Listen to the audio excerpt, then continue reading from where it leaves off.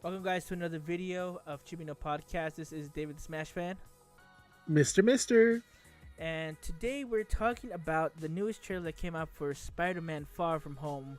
We were gonna do Monday news and do this at the very end. However, I feel like this takes precedence, so we have to talk about what's going on in this trailer because this trailer, yeah, I'm not gonna lie, it spoils a lot of what's happening here. But does it? That's the real question. Does it really spoil a lot? So let's kind of go into it and talk a little bit about what's going on here. So, one cool thing that I think everyone would appreciate is that Tom Holland actually, I think 15 seconds before the trailer actually begins, he even states like, if you haven't watched Endgame, don't watch this. Like, if you A want, guy because who spoils stuff is telling you to prevent you from getting spoiled. yeah, this part right here that you're seeing in the on the screen right now, he's just telling you, don't watch it if you haven't seen it because it's huge spoilers. If you have seen it, then go ahead. You know, you're at the right place. So now we see this, and this is what I love to see: is you see Spider-Man. He is heartbroken. He sees Tony Stark's mural up on the wall. He starts telling Happy that like he misses him so much, and just how big of a mentor he was It's a to him. mural of everybody, like the world, I guess. Like somebody painted it. It's like ghetto art, but not. I don't want to say disrespectfully, but yeah, it's ghetto art. Well, yeah, but it's Cool. just him though. It's just Iron Man. There's no one else on there True. in the beginning, and it. I really liked how much Tony meant to Peter, and it kind of sucks that if you really think about it, Peter wasn't really gone that long, maybe a few seconds, because he's like all of a sudden like I was gone, then I came back, so it wasn't that long for him. But for Tony, it was 5 years he had to go with this pain of knowing that Peter died. So it's crazy stuff. Like it just really hits home that Iron Man is gone, and we have to live now without him, and that everyone misses him. But what's cool is like as you look in the trailer, like you see that he's wearing his Iron Man suit, Iron Spider suit. Iron Spider suit, which is cool because you see this little fight that he does in I don't know, some sort of restaurant or something, and you see all of the spider legs come out, and he's able to like really understand how the suit works now because he's able to do all these shooting all these web shots and using his iron legs like it's nothing, and it's really cool. And so like this shows us like how Peter really is, how Peter Parker Spider-Man should be, and a lot of people have said, you know, what's the best iteration of Spider-Man. I think Tom Holland has done one of the best jobs of mixing how Spider-Man should be and how Peter Parker should be. How do you feel about that, Mister? I think he is one of the best ones. He's a mix of both Tobey Maguire's Spider-Man and Andrew Garfield is his name, right? Yeah, that one. He's kind of got that little bit of ADD-ness from Andrew Garfield, but not severe enough where it's annoying.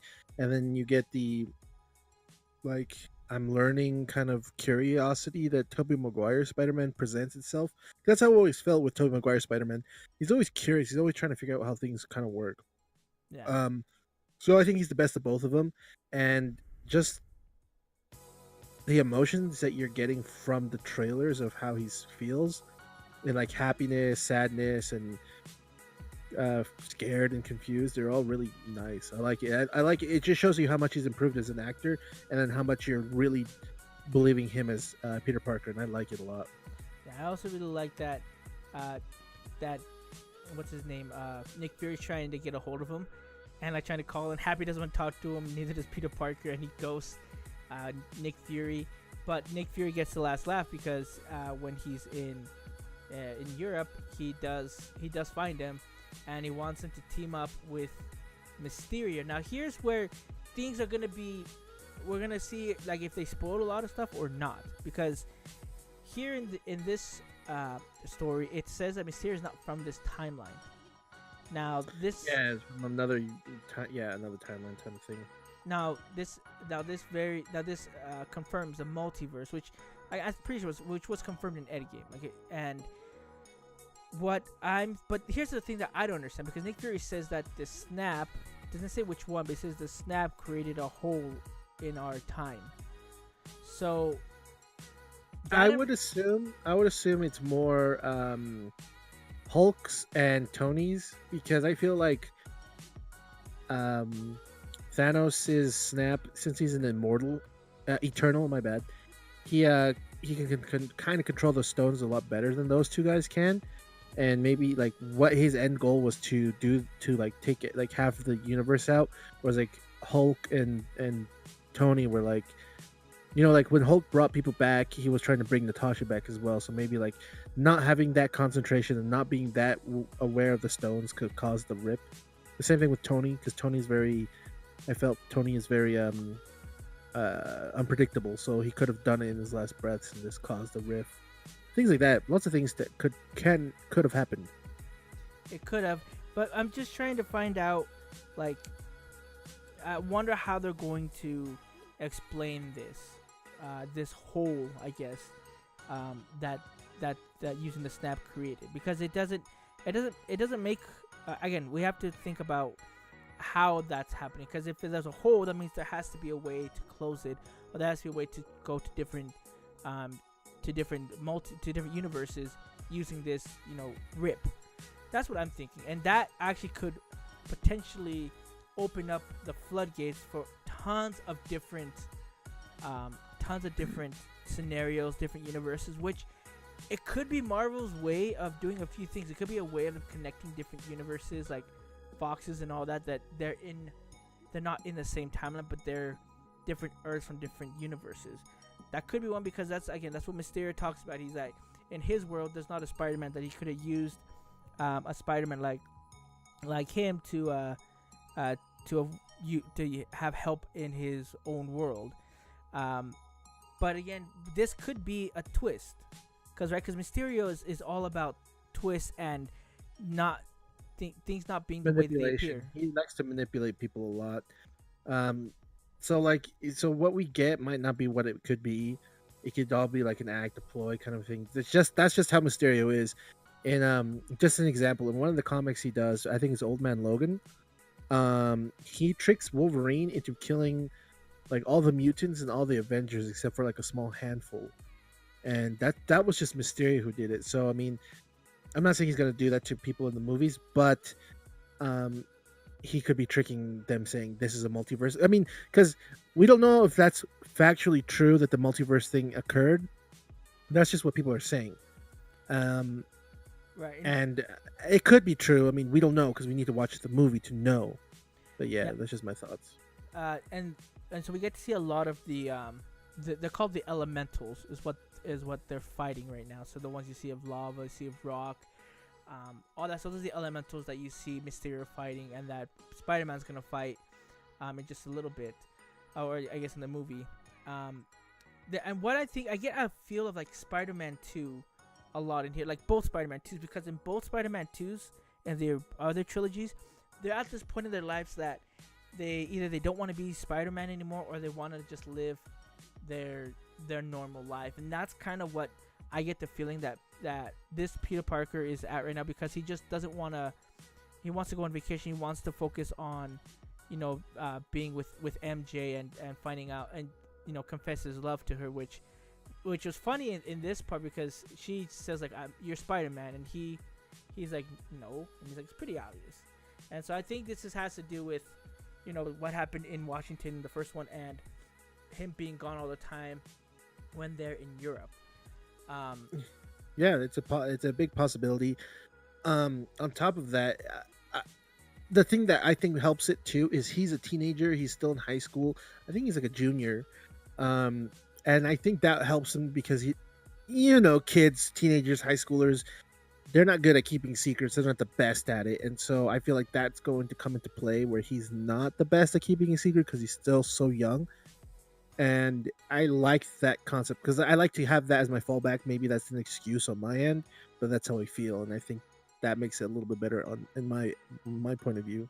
And here's the thing, though: this whole explanation of a multiverse, what this opens up a tons of things about the movie, or the totally. cinematic universe. Because now let's look at this, because we talked about when we talked about Endgame, that there were alternate universes now, because there's at least I want to say at least 3. So there's one where Loki gets a Tesseract again and leaves. So no longer he might not Yes. help with Thor in the Dark World. That might not even happen. There's a second one where Thanos no longer is alive, and Guardians of the Galaxy might not ever get together because Gamora is no longer in that universe, and therefore they just never get together. Ronan might not even might be doing something else, or he might destroy everything because there's no Guardians of the Galaxy. And then there's our current timeline that has all the events that happened and Tony dead. So those are three like main timelines that they could go off of. Granted, there are other ones. The one that Captain America was in where he was married. Again, we don't know what happened.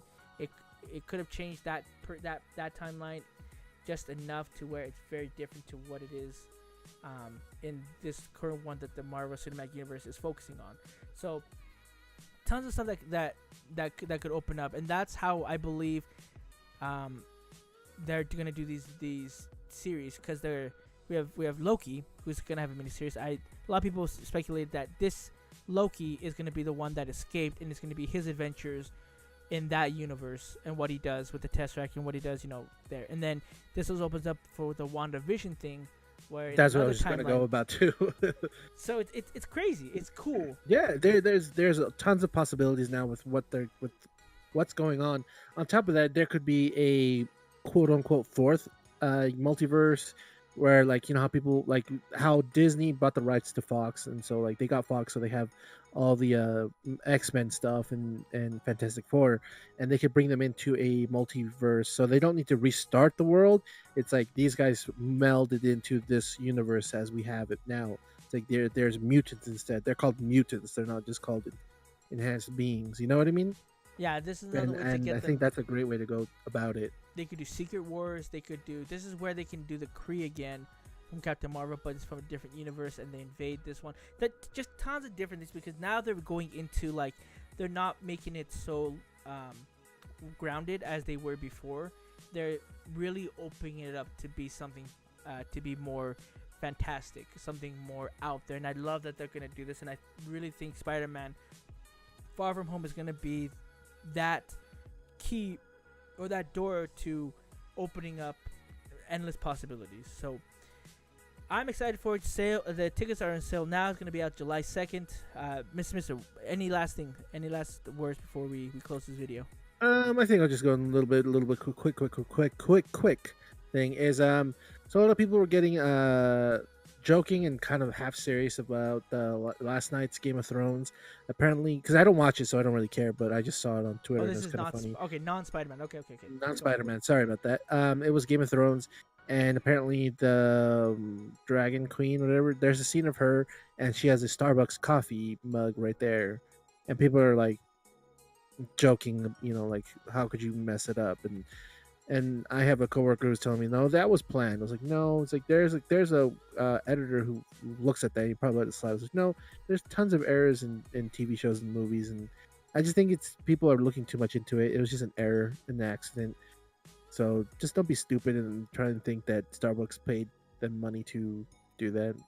I want to go. I want to rant, but it would take too much time. But I just let you know, don't be a dumbass. It wasn't paid. It's an accident. All right, sounds good. So, signing off. This is David the Smash Fan, Mister. and this is Chibi no Podcast.